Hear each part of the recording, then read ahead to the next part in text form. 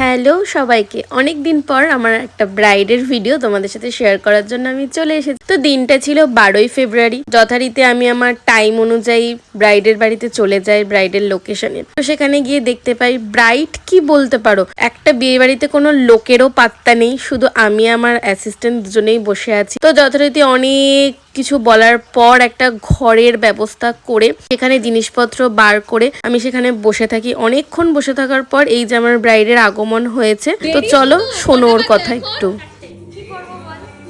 আমি জাস্ট পরি কি পরি করে স্নান করেছি, শ্যাম্পু করলাম, দেখলাম সবই আঠা ফাটা লাগলো। কালকে শ্যাম্পু করে রেখেছিলাম, তাও তুই কাকে দেখাচ্ছিস? তোমাকেই লিখছি আমি, যে দেরি করে এসছো এটা প্রমাণ তার। তো শুনতেই পেলে তোমরা আমার ব্রাইডের লেট হওয়ার কারণ। তো আমার আপকামিং ব্রাইড বলো বা পার্টি মেকআপ বলো, যে কারণের জন্যই সবাই যে টাইমিং নিয়ে আমাকে বুকিং করছো, সবার উদ্দেশ্যে আমার একটাই কথা, টাইমিংটা মেনটেন করে সবাই একটু বসার চেষ্টা করবে। কারণ প্রথমজন লেট করলে পরপর সবারই লেট হতে শুরু করে। তো সেটা একটা সমস্যার কারণ হয়ে দাঁড়ায় আমাদের কাছে। যথারীতি চেষ্টা করবে টাইমটাকে একটু মেনটেন করার। আচ্ছা, এবার আসি আমার এই মিষ্টি ব্রাইডের কথায়। আমার ব্রাইড মেকআপ তো দূরের কথা, কোনোদিনও আইব্রো প্লাক করেনি, এতটাই আমার মিষ্টি শান্ত ব্রাইড।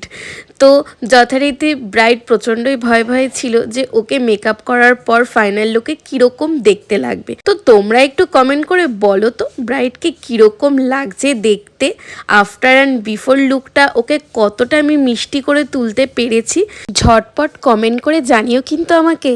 তো ব্রাইডের মুখ থেকে তো আমি শুনবই। ব্রাইডকে যখন আমি ফার্স্ট আয়না দেখাই তখন ব্রাইড নিজেই অবাক হয়ে যায় তার ফাইনাল লুকটা দেখে। তো তোমরাও আমাকে একটু জানিও তো যে ব্রাইডকে কতটা মিষ্টি লাগছে। তো এটা হচ্ছে পরমাদির ফাইনাল লুক। তো বলো কেমন লাগলো?